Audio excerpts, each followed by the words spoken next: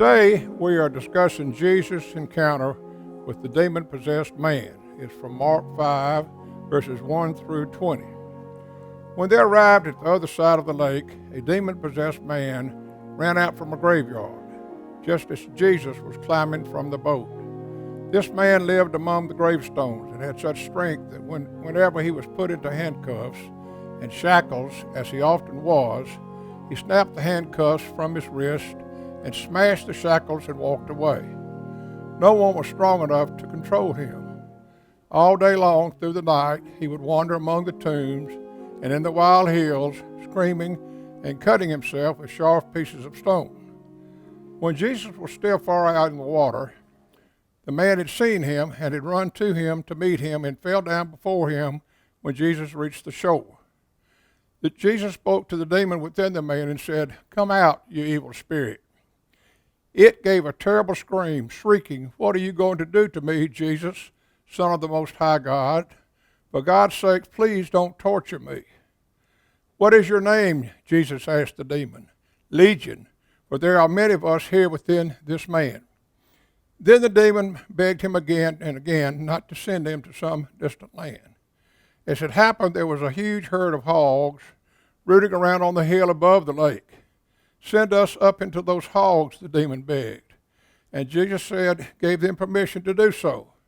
Then the spirits came out of the man and entered the hogs, and the entire herd of hogs plunged down the steep hillside into the lake and drowned.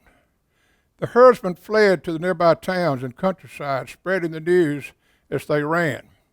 Everyone rushed out to see for themselves, and a large crowd soon gathered where Jesus was. But as they saw the man sitting there, fully clothed and perfectly sane, they were frightened. Those who saw what happened were telling everyone about it, and the crowd began pleading with Jesus to go away and leave them alone. So he got back into the boat. The man who had been possessed by the demons begged Jesus to let him go along, but Jesus said no. "Go home to your friends," he told him, "and tell them what wonderful things God has done for you and how merciful he has been to you." So the man started off to visit the cities of the region and began telling everyone about the great things Jesus had done for him, and they were all struck by his story. Now, going through this story again, this is the story of Jesus and his disciples on the far side of a large lake, perhaps the Sea of Galilee. The area where they were located had been Jewish country. The territory where they were going to was Gentile, and no person of the Jewish race had ever been into this territory and left unharmed. But Jesus had a plan that he wanted to go. Obviously, he knew of this man's plight before he made the journey.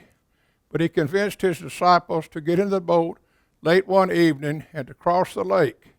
In the process of crossing the lake, a large, huge storm came up, and the disciples were terribly afraid. Jesus calmed the storm, and the disciples knew then that this was, in fact, the man that they thought he was. Jesus was God's Son.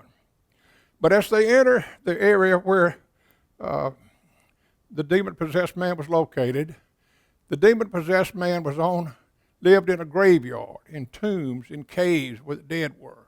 And he saw Jesus' boat coming up, and he went down, and as Jesus got off of the boat, the demon-possessed man threw himself upon the ground. Jesus then said, and the confusing thing about the biblical passage, you get the impression that he's talking to just the demon-possessed man, but in reality he's talking to the demons first and then the demon-possessed man. He says to the demons, "What are you doing? Get out of there, you evil spirit." The demons begin screaming and howling. They say, "Please do not send us to a foreign land. Please do not torture us." And then Jesus asked them what was their name. And they said, "Legion."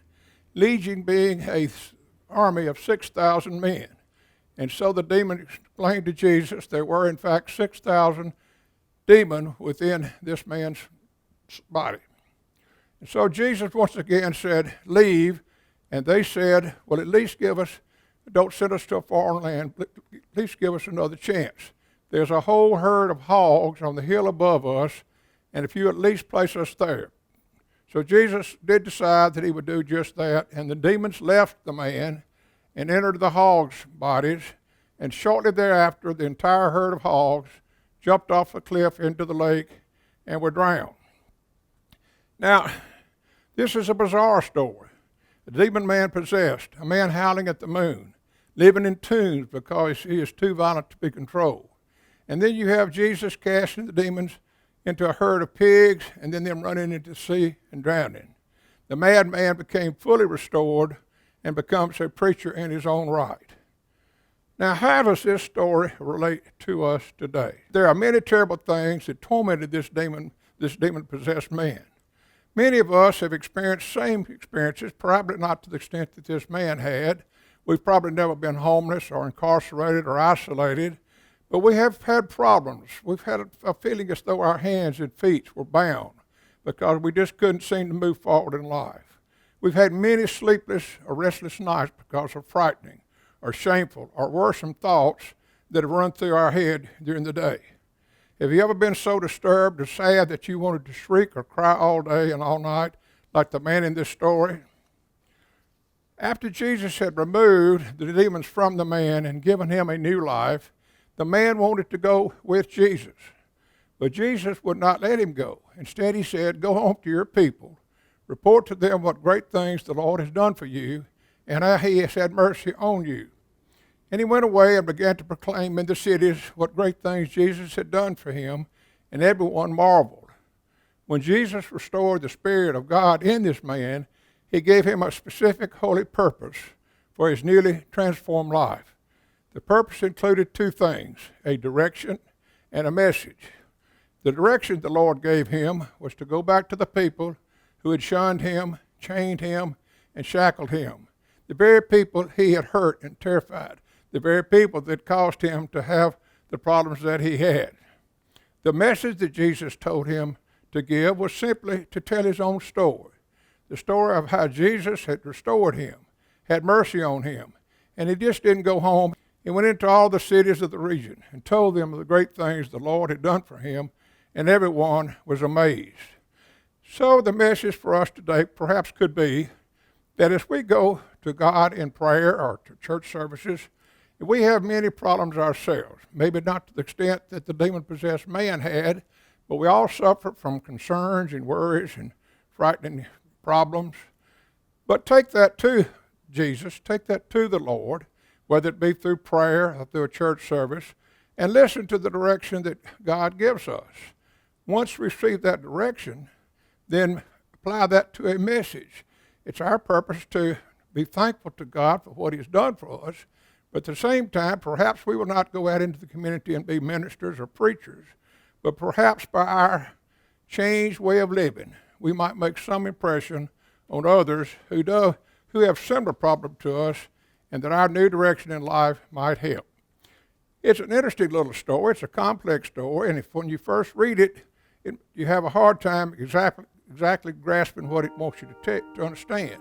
But once you study it and you get into it and think of the meanings, and with the help of a commentary, it does have some convenient, very important thoughts, I think.